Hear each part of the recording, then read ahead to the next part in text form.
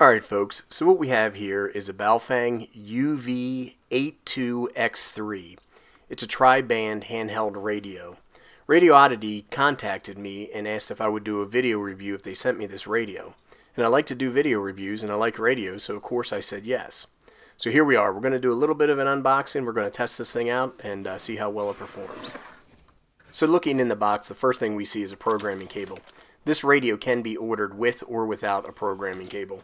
I recommend you get one because you can never have too many. It also has a manual. Now I cheated and looked at this manual before I did this recording, and it seems to be pretty well written given that it's a Chinese radio. They could always be a little bit better, but if you have experience with Baofengs, you should be fine using this radio. Shouldn't be any problem at all. Next we have the radio itself, and we'll go into more detail about the features and functions on this radio. But I do want to do a real quick comparison against a UV-82, a dual band radio. And you can see that they look very similar in nature despite the UV-82 being about 5 years older. It is marked dual band. The tri-band is not marked tri-band.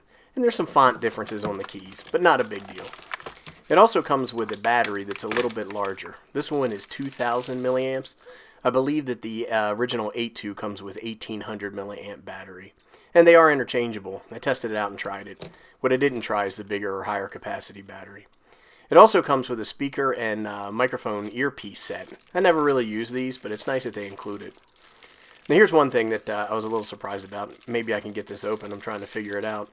But they did send two antennas. One antenna is resonant on 2 meters and 70 centimeters, while the other one is resonant on 1.25. And with this being a tri-band radio, of course, it works on 144, 220, and 440 megahertz bands.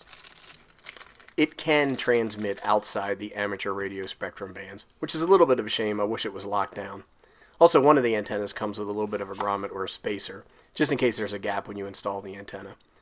Looking at the 1.25 meter or 220 antenna, you can see it's clearly marked so that way you won't mix them up. I'm going to use a flashlight to try to get in there so you can see the markings. It's marked on the outside of the antenna as you just saw, and then also on the inside of the antenna, letting you know what megahertz you want to use for this particular antenna. And then here you can see the same thing on the 2 meter, 70 centimeter antenna. Let's get back in the box. Here you can see a pocket clip, and it attaches via 2 screws onto the battery on the back of the radio. And then it comes with an AC adapter, power adapter that works with the docking station or charging cradle as some folks call it, that you would use. Also, it comes with a lanyard. I don't really use lanyards on my radios. Some people do, so it's nice that they include it. And at long last, here is the docking station. It's kind of funny how they have the word charger split with an LED in the middle. But it works very well and charges the battery and the radio quite nicely. You turn the radio on using the rotator knob at the top of the radio, which also adjusts the volume. When it comes on, it'll come in on frequency mode or channel mode, depending upon where you left it. There are 2 PTT buttons, one for your A VFO and one for your B. It also has a monitor button, which can operate the flashlight at the top of the radio, or fully open the squelch in case you're trying to pick up a weak signal. It also has an alarm button, which is marked F, which I recommend you not use. The menu structure is typical for any Baofeng radio, and it's easy to navigate.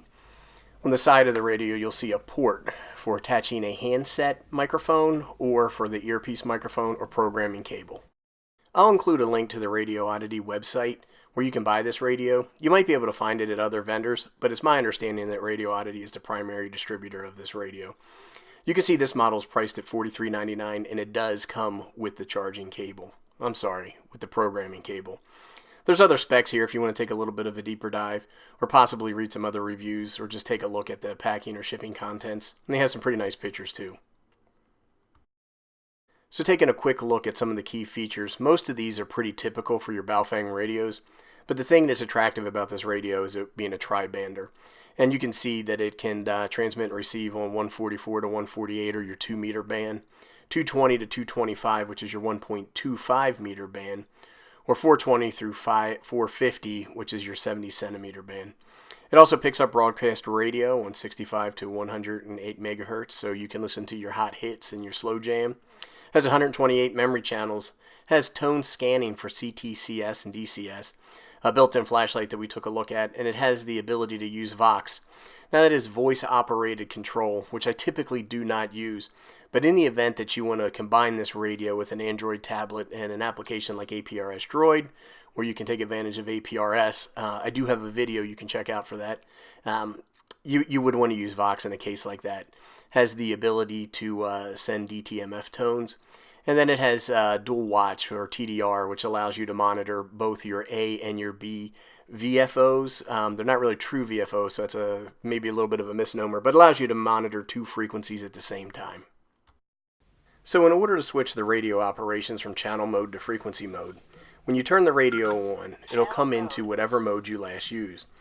If you want to change that, you have to power the radio off and then press and hold the menu key and turn the radio back on, and it will go ahead and switch. What I'd like to do now is some power output tests and some SWR testing. For that, I put together this quick chart which will populate with data and then go over once we're finished. So I went ahead and I sped this up for the sake of time, but what we do is we attach an adapter and then we attach an SWR and power meter to the radio. And then we're going to go ahead and feed that into a dummy load, and we're going to do some testing on a couple of different frequencies on 2 meter, 125, and 70 centimeter. And we'll take a look at the results when we're finished. Now, one of the things that I noticed, I was getting really goofy power ratings on the 220 megahertz frequency that I used, 223.5. When the radio was supposed to put out 3.5 watts, it was showing 10 watts. And it took me a couple minutes to figure this out, and then I realized it is because my meter is only rated for 2 meters and 70 centimeters. So unfortunately, we're not able to get reliable SWR power readings out of this particular device. Now for testing the SWR, I had to remove the dummy load and actually transmit into the separate antennas. And again, I switched these out depending upon the band that I was testing, and then you realize that it doesn't matter for the 220 megahertz band. So here we are with our power settings and SWR results, and they're right where you would expect them to be.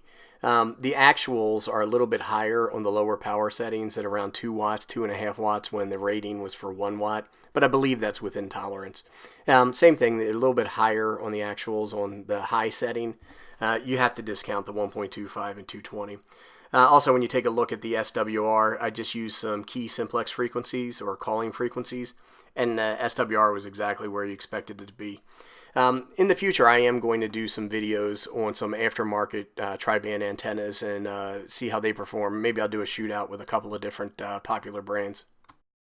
So what I want to do here is a little bit of a transmission and audio test. And we are going to be receiving from the 82x3 on the Baofeng UV-82 on 2 meters and 70 centimeters, and we're going to use my Yaesu FT60 to get the 220 band. Now what I did is I jumped in my car and I drove about a half a kilometer to a kilometer away in my neighborhood, and then I tested on high power, just some transmissions. So let's have a listen and see how it went. Testing 1 2. Testing 1 2.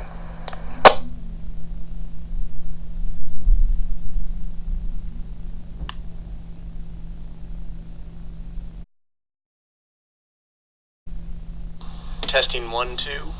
Testing 1 2.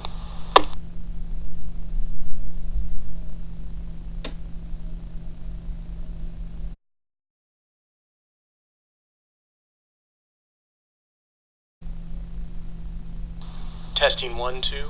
Testing 1 2.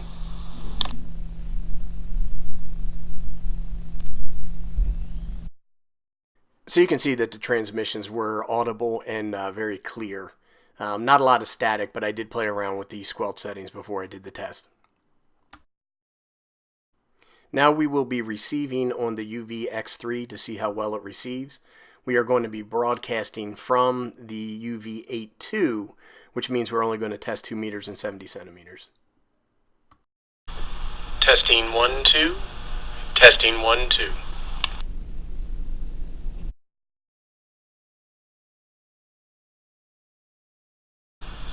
Testing 1 2.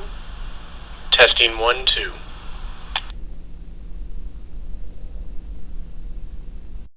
So let's talk a little bit about what I liked. And the first thing is tri-band at a low cost.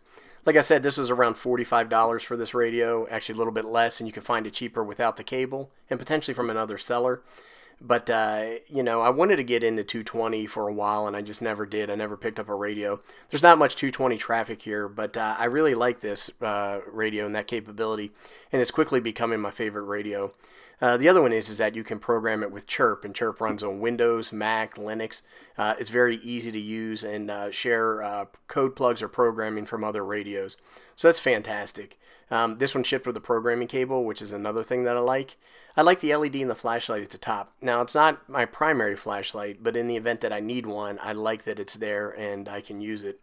Also, the UV-82 series of radios have a very durable look and feel, and they're quite comfortable in the hand.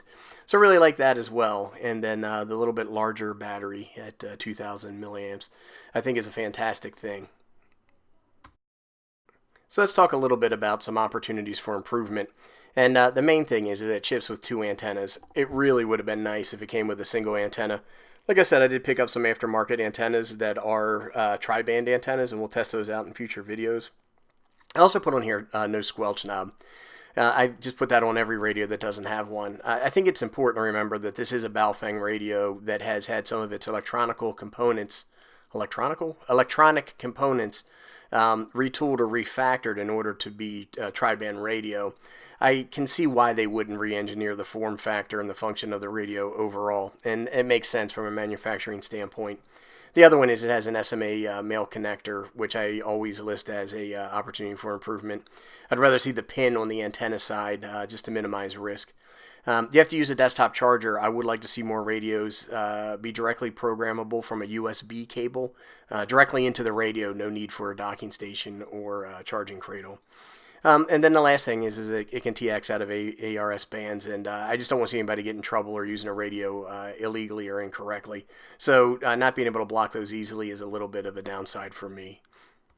All in all, I really like the radio, and as I mentioned, it's probably going to be my go-to Baofeng or my favorite Baofeng moving forward.